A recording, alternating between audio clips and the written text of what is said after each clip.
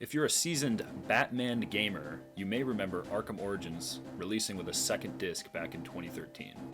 This contained the eagerly anticipated multiplayer mode for the game. Of course, I'm only kidding. I actually remember a lot of people seemed to be against this idea when it was announced. This is back when every AAA game had to have some kind of tacked-on multiplayer mode, thanks to the success of shooters like Call of Duty, Halo, and Gears of War. I remember Dead Space 3, Resident Evil 6, and even God of War Ascension having multiplayer modes for some reason.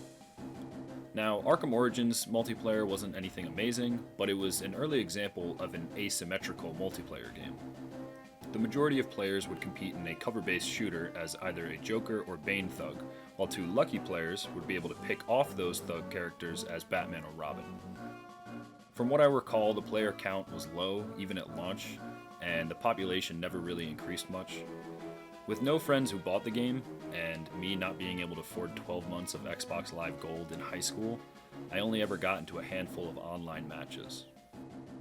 Even though 2013 seems to be the year of tacked-on multiplayer modes, it seems this particular mode may have been a candidate for release as early as 2011 thanks to a certain debug build.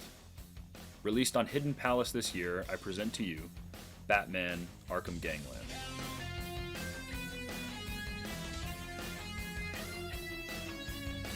This mode was developed by Splash Damage, the devs behind Brink, some of the Gears of War games, and the final version of Arkham Origins Online. As you can see, the prototype borrows several assets from Arkham City. The most apparent are the models of Batman, Robin, and the thugs they are brawling in the background. Much like the Arkham City menu, the animations will change from screen to screen.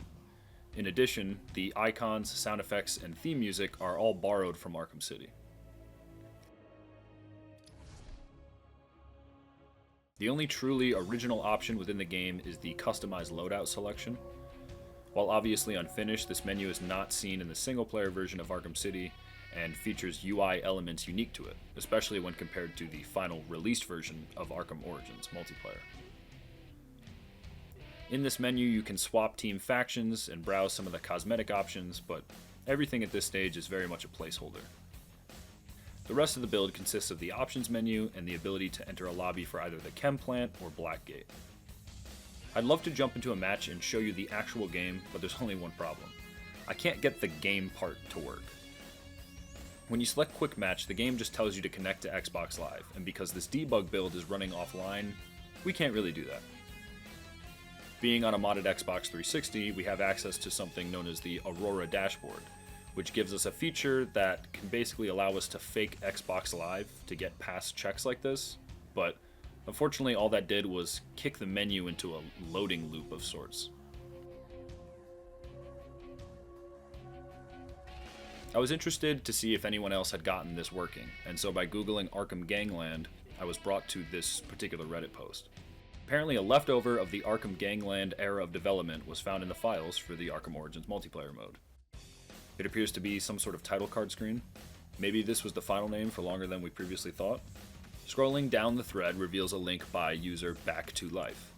The hyperlink leads to an unlisted YouTube video by the same user, and it showcases the build in action.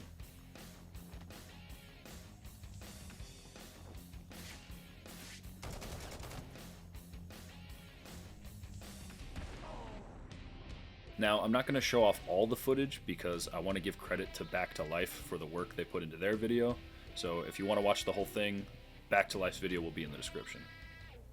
Once again, comparing the UI and game assets, it still appears to be using Arkham City as a base. The only other oddity I noticed is that the Joker model seems to be using the one from Arkham Origins, while most other characters seem to use their city versions at this stage. I left a comment asking for details on how they may have gotten the build running, but I never received a reply. While I'm disappointed I couldn't get this build running myself, I'm happy that Back to Life was able to and that they provided footage. Due to the unfinished nature of debug builds, each can kind of end up being its own puzzle in terms of actually getting able to play it. Ultimately, documenting and sharing information is sometimes the most valuable thing I can do as somebody who's interested in debug builds like this.